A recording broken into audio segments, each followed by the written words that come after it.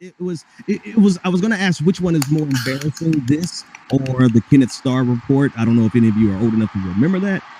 But I think the Kenneth Starr report is still more embarrassing because of how long and how that was drawn out for like a year. This Russia thing has been like what? Well, apparently with this release about the Russian prostitutes and video, I don't understand why people sitting around watching alleged video of Trump getting peed on by Russian prostitutes. Like, I'm trying to understand what's wrong with people. Like, I mean, I really, okay, did Putin, I'm trying to understand, what does this have to do with anything? And are we also shaming sex workers in the process? Like, I really have a problem with liberals right now. Like, they're just so damn desperate and looking for any little thing.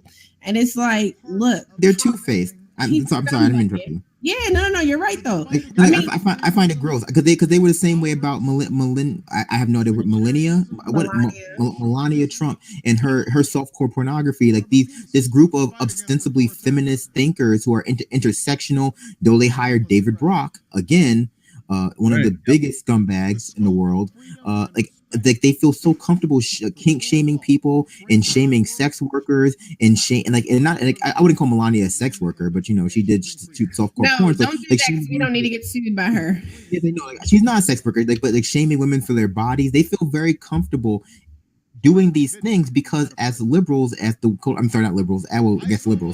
Democrats, they have taken on this. They quote unquote won the culture war. So basically, as long as you put a D by your name, you can be as sexist and racist as you want because it doesn't count. They got like a cloak of righteousness or something on them. Oh, yeah. I don't know what that's about. If they're willing to throw it, they're willing to throw it aside so quickly that it just completely invalidates anything they've ever said, right? Like if you're okay with Bill Clinton and his sexual proclivities, and you try to redefine our cultural norms today to match something that would excuse Bill Clinton, then how do you not do the exact same thing? Like it's the lack of consistency, and it is 100% connected to our hyper partisanship. And there's really, I don't know if there's any way to avoid that unless I just are genuine and not hypocrites. I just don't think they see it as a lack of consistency. I think they literally see it as, I'm a Democrat. My party was headed by Hillary Clinton. Therefore,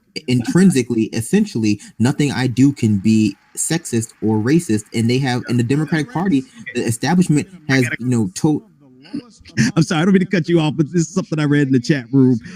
They weren't calling Anoa out, but I'm going to call Anoa out. Anoa, you were just talking about body shaming, right?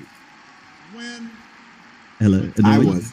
Yeah, so what? And yes, I called Jennifer, what's her face, a big body. What did I say? No, I said she's an ill-built, boxy bitch. Yes, I did say that, and that's my opinion. So what?